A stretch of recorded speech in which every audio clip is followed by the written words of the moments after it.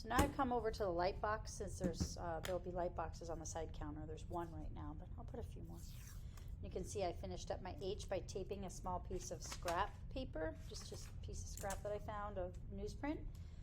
And I'm just going to tape my name onto this light box.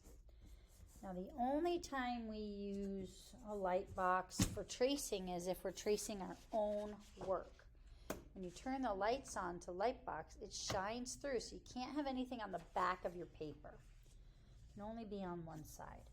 You're going to put your work on there and you're going to center it.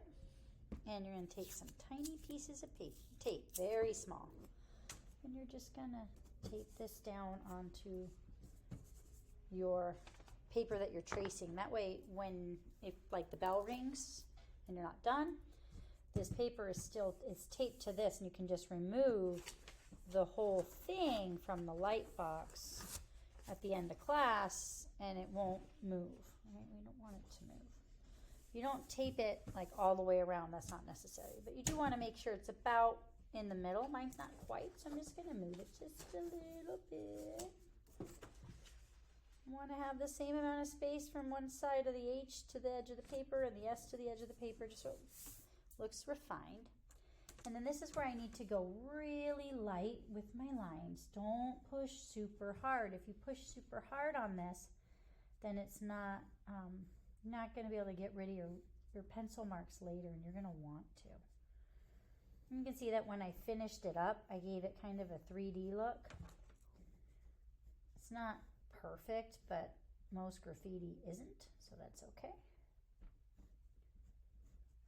I'm not going to grade you on whether or not your perspective is accurate at this point. Someday, not today. And remember, you don't have to do this assignment. This is an aspire to do. So if you're finished with all of your other work, all of the mastery checks and must-dos, this is one of the options that you can do to show me that you understand line, shape, space, and color. Because we're working with all of those things with this graffiti name.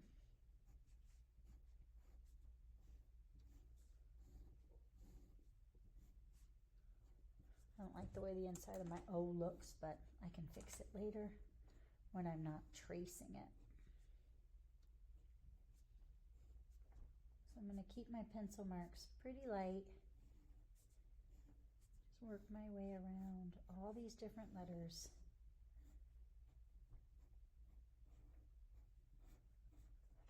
If I find that some of the lines are a little confusing, I can always lift my paper and see my other drawing underneath. Turn the lights off, sometimes that helps too. Just because the light is on right now doesn't mean it needs to stay on the whole time. And some of you might just be so good at this that you can just get right to work on your white paper. But remember that when you draw in pencil on these white papers, it can damage the surface, so that if you make a mistake and you go to erase it, it can look kind of like a ghost on there, and we don't want to have that ghosty look of pencil on a finished piece of art, which is why I really do recommend that you follow this procedure. It isn't to make more work for you, trust me. It's not to make more work for me either. It's to make it so that your work looks as good as possible. All right. And once you get it all traced, you're going to start thinking about color schemes. So that color scheme worksheet that you did is going to come in really handy. Right, you can think about monochromatic, analogous, complementary, split complementary, any of the color harmonies that we've talked about, triadic. warm colors, cool colors, any of those things you can employ in this piece so that you wind up with a pretty cool looking work of art when you're all done.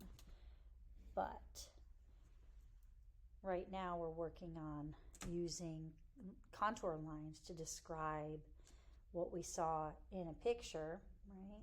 Using negative spaces to help us to identify where things need to go, right?